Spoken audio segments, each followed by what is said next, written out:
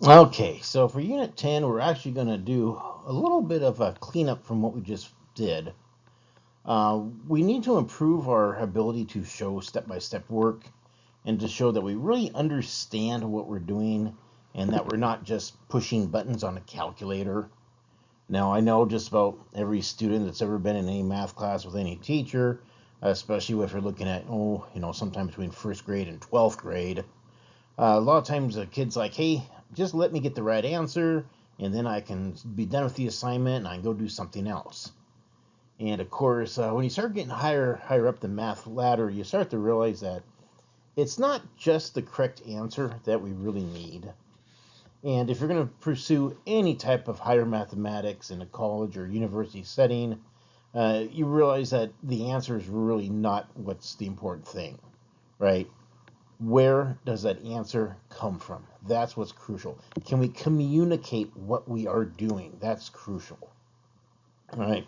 So think about, I don't know, long division, right? All of us at some point in time, whether it was a second grade or third grade or fourth grade or fifth grade, at some point in time, a teacher said, hey, I'm going to show you how to do long division.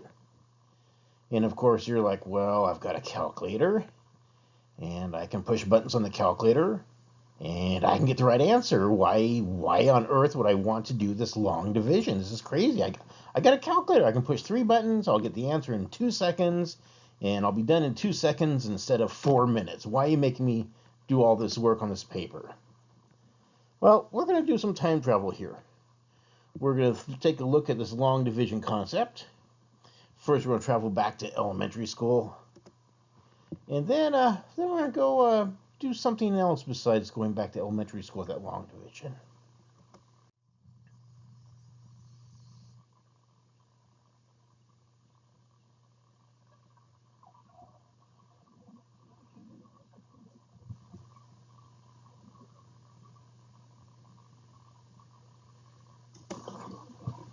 Now again, everybody's going to say, "Oh, I can do this with my calculator. I can punch in 4714 divide by 5, hit the button, and I'll be done with the correct answer before you even finish setting it up." Let's invite the whole family over though. Here comes that whole family, right? Dad, mom, sister, brother, and Rover, the family dog. Of course, Dad reminds us that we first divide. Then Mom reminds us that we have to multiply. Sister reminds us to subtract. Brother reminds that we have to bring down the next term. And then Rover, repeat. Right? Rover says do it all over. And of course, I got to think place value. So 5 won't divide into 4, but it will divide into 47. And something 5 will divide in there about 9 times. So there's D, divide. M, multiply. 5 times 9 is 45. Sister, let's subtract. 47, subtract 45 leaves us 2.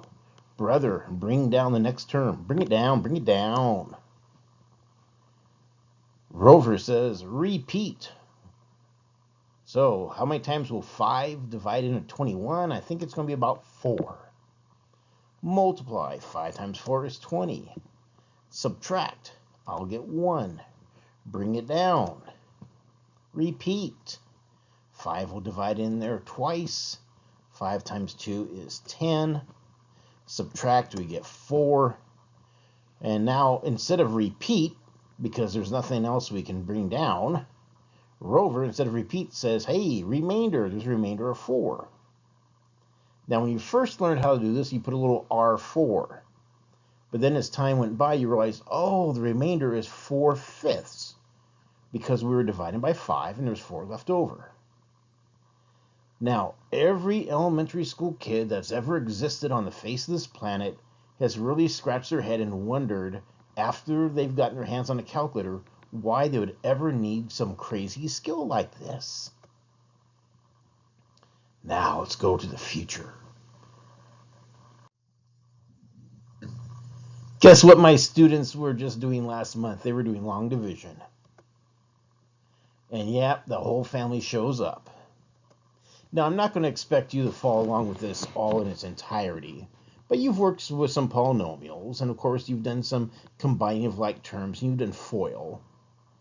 But that process we learned in elementary school about long division has to be used when I do long division with polynomials. I have to figure out how many times will 3x divide into 6x to the third power. Then I have to take my 3x plus 5 and multiply it by that guess. Then I have to subtract, and then I have to bring down the next term. And then I have to divide, and then I multiply, and then I subtract, and then I bring down the next term. And then I make my guess with my division, and then I multiply, and then I subtract. There's nothing else to bring down, so there's a remainder, but the remainder isn't negative 7, it's negative 7 over 3x plus 5.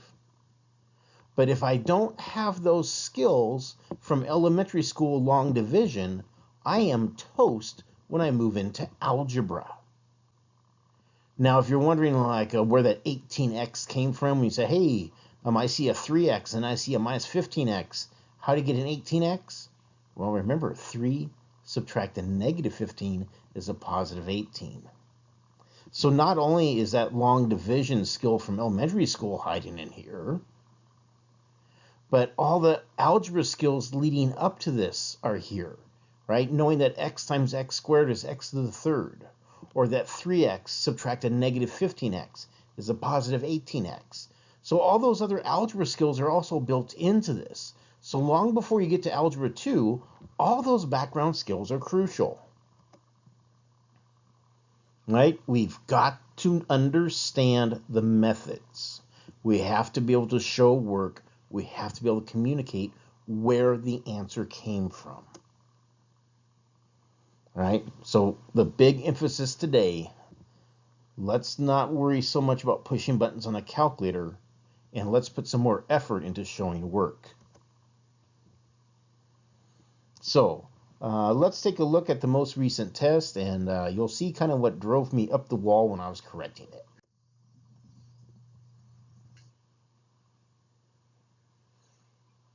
Now this one seems simple enough, and if we didn't have that square root of 29, you could probably almost guess the missing number.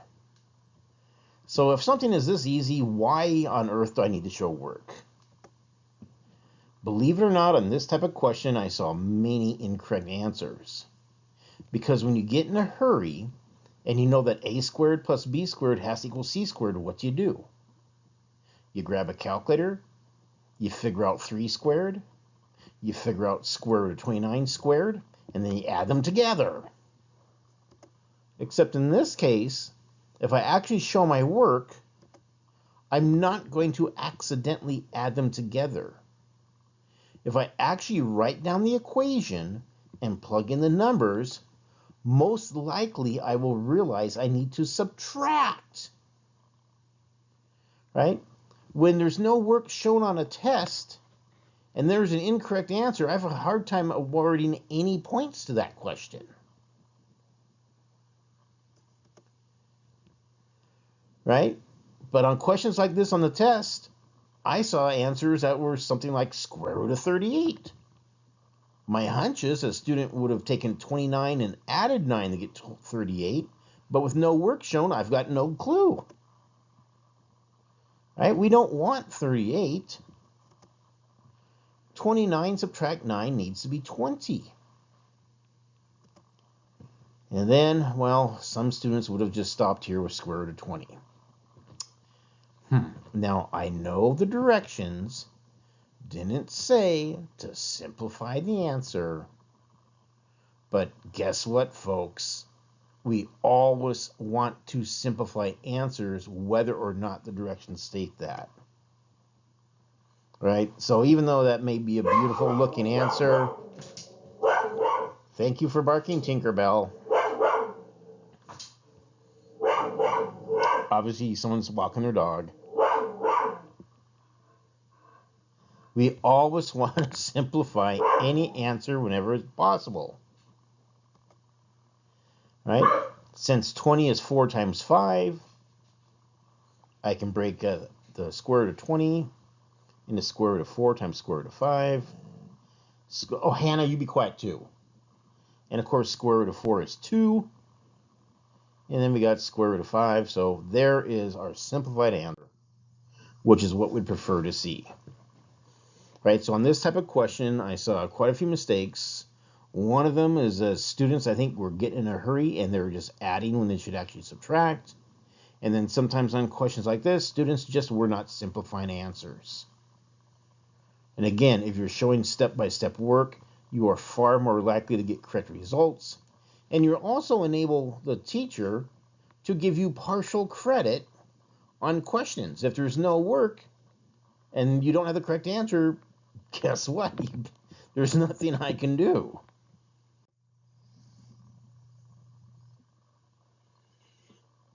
Now, in some situations, there's really no work to show. Right? On a 30, 60, 90 triangle, it is expected that if the hypotenuse is 10, you should be able to figure out that k is 5 without showing any work. Right? That's part of what we've practiced. You should figure out that for m, you just take whatever k is, multiply it by root 3. So in this case, it's just 5 times root 3. Poof, you're done. Right? Mental math is sometimes extremely appropriate, and this would be a situation. You say, hey, half of 10 is 5. Stick a root 3 on it. 5 root 3 would be m. But if I have a situation like this, and I've got to go the opposite direction, right? If I know that w times root 3 should be 21, to go the opposite direction, I need 21 divided by root 3. This is not mental math, right? Half of 10 is 5. That's mental math. This is not mental math. I have to divide 21 by root 3. This is a situation where I need to show step-by-step work. Of course, I'm always allowed to multiply by the number 1. And so we will disguise the number 1 as square root of 3 over square root of 3. Square root of 3 times square root of 3, of course, is square root of 9. Square root of 9 is plain old 3. Now, what do we do at this juncture? I didn't see anybody survive this next step. If I want to reduce a fraction, I can only cancel factors that are exactly the same. The only thing I see in the denominator is a 3. I do not see a 3 in the numerator. However, I can rewrite 21 as 3 times 7. Now I have an exact match. I have a 3 in the numerator. I have a 3 in the denominator. Those can cancel. Now I've got my 7 root 3.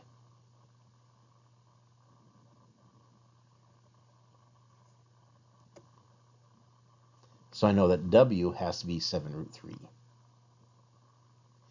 Now, of course, t has to be twice as large as w.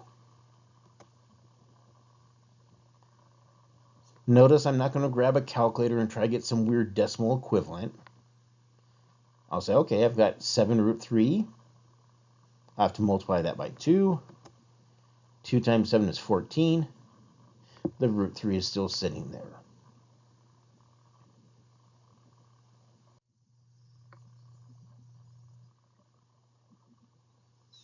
Okay, I saw some questions on the test that were either left blank or just some really nonsensical work was shown there.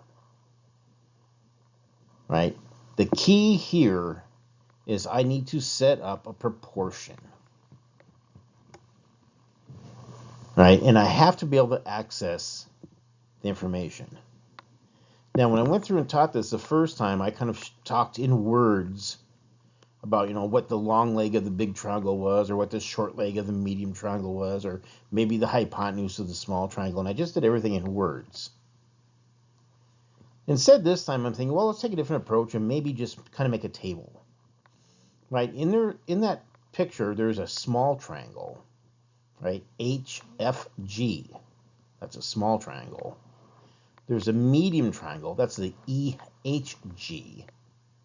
And finally, that large triangle, EFG.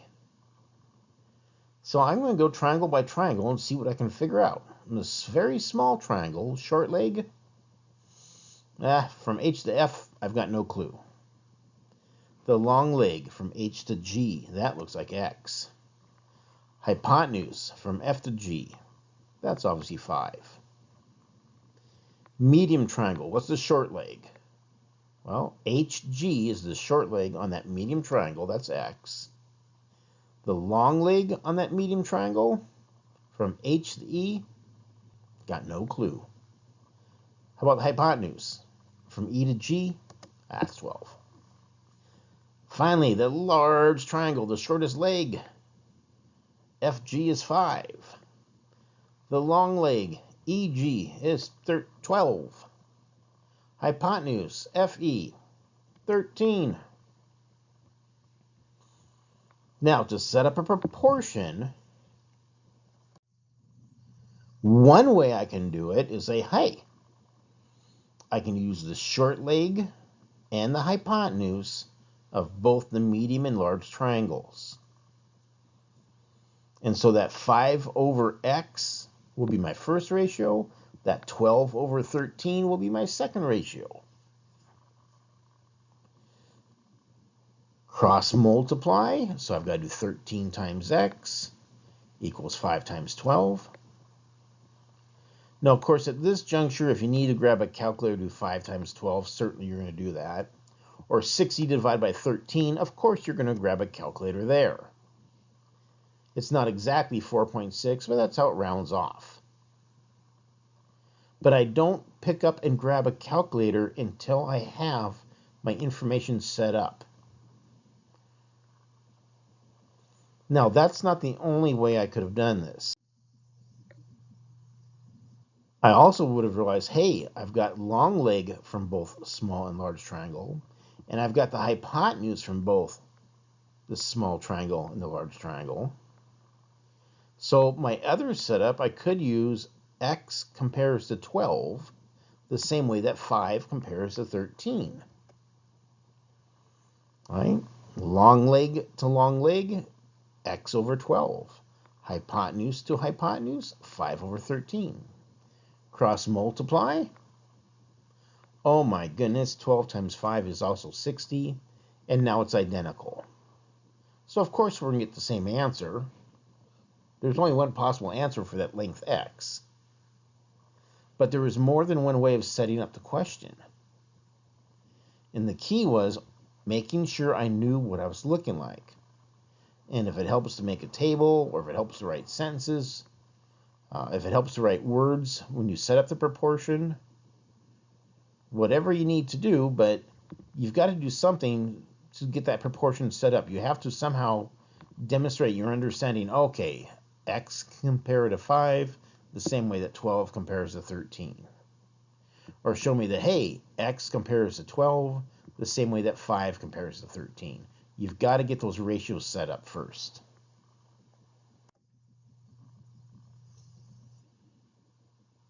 Vocabulary, vocabulary, vocabulary. Geometric mean is what we were focusing on. Arithmetic mean is when we just take the two numbers, add them together, and since there's two numbers, divide by 2. Right? So if I just want the arithmetic mean, 9 plus 25 would be 34. 34 divided by 2, of course, is 17. But for the geometric mean, that's multiplication. So instead of doing 9 plus 25, my first step is 9 times 25. But then, because there are two factors, instead of dividing by 2, I need the square root.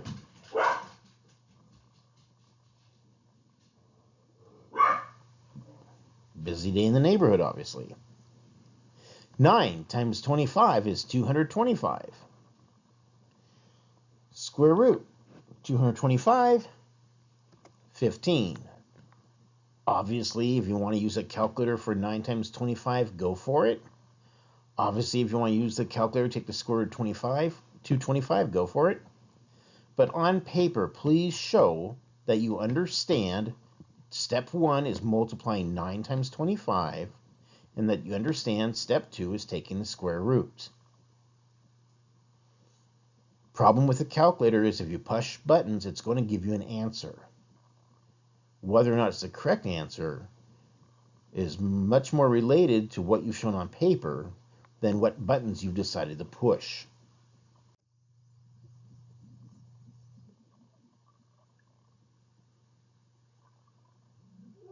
Now again, this question looks pretty straightforward, pretty simple. I'm sure a lot of us want to just immediately grab that calculator, push buttons, write down the answer, and be done with it. Notice alphabetically, it's not e squared plus f squared equals g squared. I didn't go alphabetical. Here, the hypotenuse has to be f. Of course, 18 times 18, grab a calculator, 324. 24 times 24, grab a calculator, 576. Add those numbers together, probably grab a calculator, get 900. Now, square root of 900, that you might do in your head. You might say, hey, I know 3 times 3 is 9. So 30 times 30 is 900. But go ahead and grab a calculator if you need to.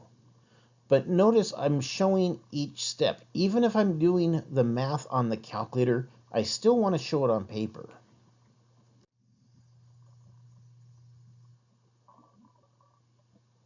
And of course, if the hypotenuse is 30, we know sine has to be opposite over hypotenuse. We know cosine has to be adjacent over hypotenuse. And so there's a couple of great answers, right? Sine of v is obviously 18 over 30. Cosine of v is obviously 24 over 30.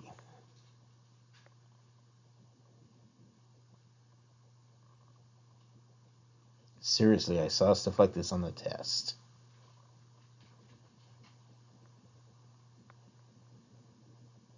And I felt like Bill the Cat. I know the directions did not say that we have to simplify. But guess what? If you've got something like 18 over 30, if it's possible to reduce the fraction, you've got to reduce the fraction. Same thing, I know cosine of v is 24 over 30. But guess what? That fraction reduces. You might notice that we're basically looking at a 3, 4, 5 right triangle. Right? 3 times 6 is 18. 4 times 6 is 24. 5 times 6 is 30. It's a 3, 4, 5 right triangle, just multiplied each side by 6.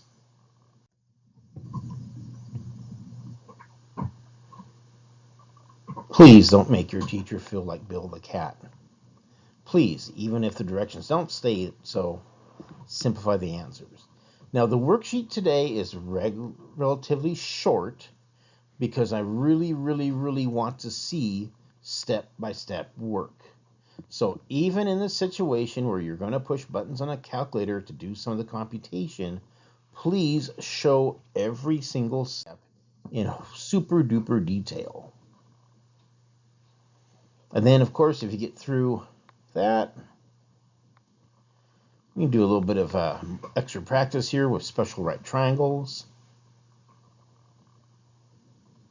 If you ever feel like you're not quite getting enough practice at school, remember if time is short, because I know sometimes our internet is spotty and maybe you don't get as much practice done at school as you'd like to, there's no problem if you want to spend a little bit of extra time at home doing just a little bit more work on the IXL. It's kind of a fun program to work around with. Great way of learning what you're doing. Great way of getting some extra practice.